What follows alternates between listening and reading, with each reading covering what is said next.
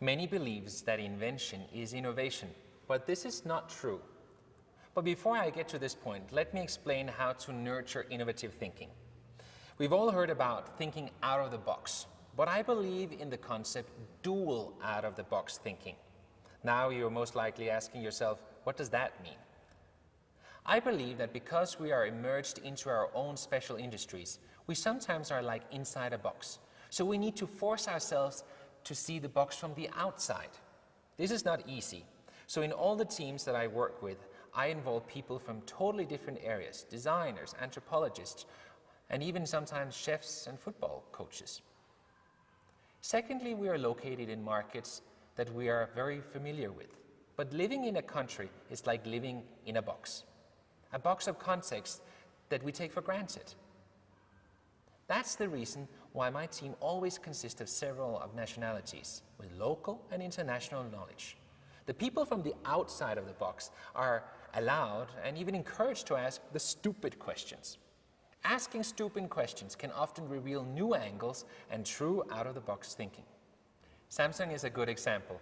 In less than 10 years, they have become the leading innovator and bypassing good old Sony. Samsung deliberately uses both blue ocean strategy and interdepartmental and external expert teams to identify new strategies and new true innovations. In the future, we will see a new type of patents growing, combination patents. These are faster to implement, but for sure not less powerful. One of the most powerful combination patent innovations we have seen is one that's even given name to a whole generation, the iPod. But how did the iPod come alive? The fact is that Apple neither invented the MP3 player nor the online music. It was actually Thomson that invented the MP3 player. They didn't know what to do with it and just made it into a cheap device.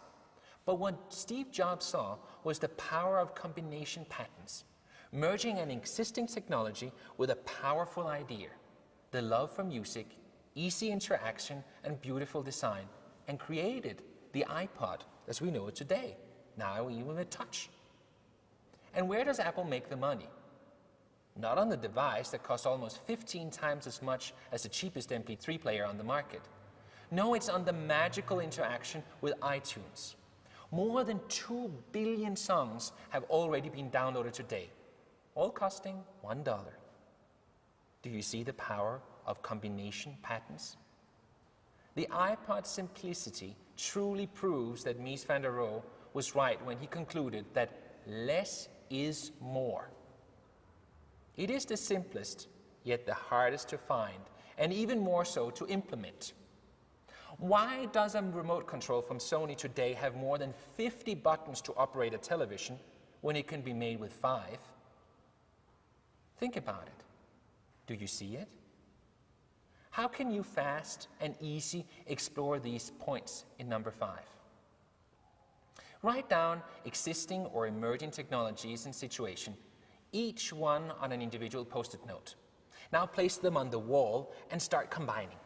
It might sound very simple, but try. I'll guarantee you that you will suddenly see a new opportunity that has been right there before your eyes all the time, now being revealed. And from a personal experience, I can tell you that there is almost nothing that beats the feeling of running into your team with 2 post-it notes, sharing a great idea and making it grow even further with them. But in order for a product or service innovation to become a real innovation success, it needs to be fused with other elements. And this leads into the second last point, fusion innovation.